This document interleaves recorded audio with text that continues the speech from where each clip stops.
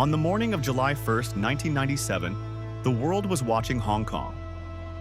The British flag was coming down after 156 years. Fireworks over the harbor, cameras from every nation on Earth. Nobody was watching Thailand. But 24 hours later, while the champagne was still being poured, a currency collapse began in Bangkok that would strip hundreds of millions of people of their savings, their jobs, and in some cases, their will to live. It would bring down a dictator who had ruled for 32 years. It would force a government that prided itself on the world's freest economy to become, almost by accident, one of the largest shareholders in one of the world's biggest banks. It would move 3.5 million ordinary citizens to give away their own gold for nothing in return. And it would be triggered, in part, by a lie that no one in the market knew existed. This is not the textbook version of 1997. This is the human version. To understand what collapsed, you have to understand what people believed. For 30 years, Southeast Asia had been the greatest growth story in modern economic history. Thailand, Malaysia, Indonesia, South Korea. The IMF called it the Asian miracle. Private capital flows into the region rose from $40 billion in 1994 to $93 billion in 1996, more than doubling in 2 years. Thailand was growing at 9% a year. South Korea was building global brands overnight. The Bangkok skyline was a permanent construction site. Property prices doubled, then doubled again. There is a particular kind of madness that happens when everything is going up. It does not feel like madness. It feels like wisdom. The cautious looked foolish. The aggressive looked like visionaries. Thai banks were borrowing cheap dollars abroad and lending them at home. The baht was pegged to the US dollar. There was no currency risk, only profit. Nobody asked what happens if the peg breaks. Here is something almost no coverage of 1997 includes. By the time Thailand's currency collapsed, the central bank had almost no real money left to defend it. And the market had no idea. The Bank of Thailand had been entering into forward contracts, secret promises to sell dollars at a fixed price in the future. These obligations did not appear in official reserve figures. On paper, Thailand had $30.4 billion in reserves. In reality, $29.3 billion of that was already spoken for. The vault looked full. Nearly every coin inside was already promised to someone else. When speculative attacks began in May 1997, the Bank of Thailand burned through its real reserves trying to hold the line. A financial analyst in Singapore watched the defense and told reporters the Bank of Thailand had won the battle. He was wrong. The baht was a fortress with no soldiers inside. When the attacks resumed, there was nothing left to fight with. On July 2, 1997, Thailand quietly announced it would no longer defend the peg. The baht immediately began losing half its value. This is the lie we opened with. Now you know exactly what it cost. What happened next is not primarily a story about economics. It is a story about how fear moves through interconnected minds. Investors were not irrational. They were doing what intelligent people do when uncertainty arrives. They looked for patterns. Thailand had borrowed too much in foreign currency. Thailand had a property bubble. Thailand had given loans based on political connection rather than creditworthiness. The question investors asked, quietly at first and then all at once, was simple. Who else looks like Thailand? The answer was almost everyone. In 1996, South Korean corporations had debt-to-equity ratios of 518%. The Indonesian equivalent was 310%. These figures were not hidden. They were sitting in financial reports nobody had read carefully, because for years the numbers had only moved one direction.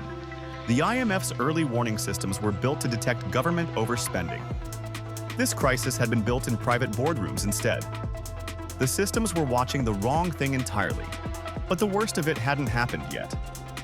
In the months ahead, one photograph would help end a 32-year dictatorship, and one country would refuse the rescue everyone insisted it needed and win anyway.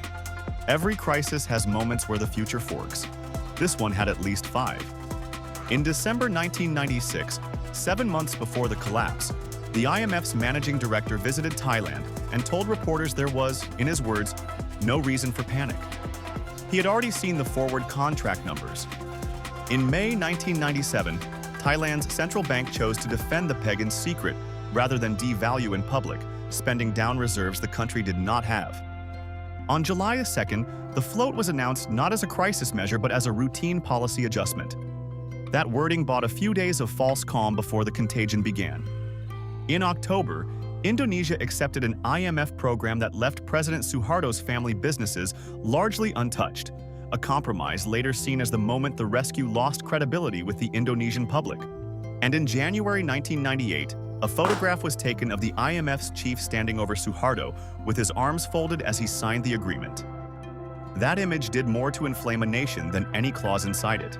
In Jakarta, the currency's collapse became riots. Stores were looted, homes were burned. More than 1,000 people died. Suharto left the country on a state trip while his capital burned and returned only after 4 students were shot dead at a university protest. 3 days later, he resigned, ending 32 years of rule. In Seoul, the humiliation took a different shape. South Koreans do not call this the Asian financial crisis. They call it simply the IMF, as if the institution itself became a synonym for national shame. Mass layoffs began. The lifelong bond between worker and company that had defined Korean identity for a generation broke almost overnight. Then came the gold. In January 1998, a movement began, not ordered by the government, but started by a women's civic association and spread through neighborhoods like something instinctive. Newlyweds brought their wedding rings. Parents brought their children's birth rings. Olympic athletes brought their medals. 3.5 million people joined. This is the moment we opened with. They collected 227 tons of gold, worth roughly $2.2 billion, voluntarily, without compensation. Nothing quite like it has happened anywhere since. While Jakarta burned and Seoul mourned, a quieter battle was being fought in Hong Kong, and almost no one outside finance knows how it ended. George Soros and a group of hedge funds had built a strategy across the region called the double play, shorting a currency and its stock market at the same time, so the pressure on one collapsed the other. In the summer of 1998, they turned it on Hong Kong. The Hong Kong Monetary Authority broke every rule of free market orthodoxy and bought its own stock market directly, spending roughly $15 billion and becoming, almost by accident, one of the largest shareholders in HSBC. This is the government we opened with. The defense worked. Soros is estimated to have lost close to that same amount trying to break the peg. In Kuala Lumpur, Prime Minister Mahathir made the move every Western economist said would destroy him. He refused the IMF's bailout entirely and imposed capital controls instead. Malaysia recovered faster than every country that had accepted the fund's terms.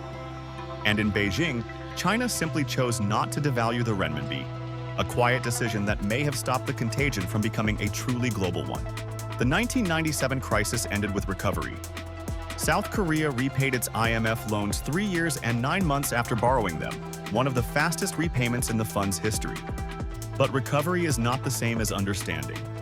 The warning systems were redesigned to detect that crisis.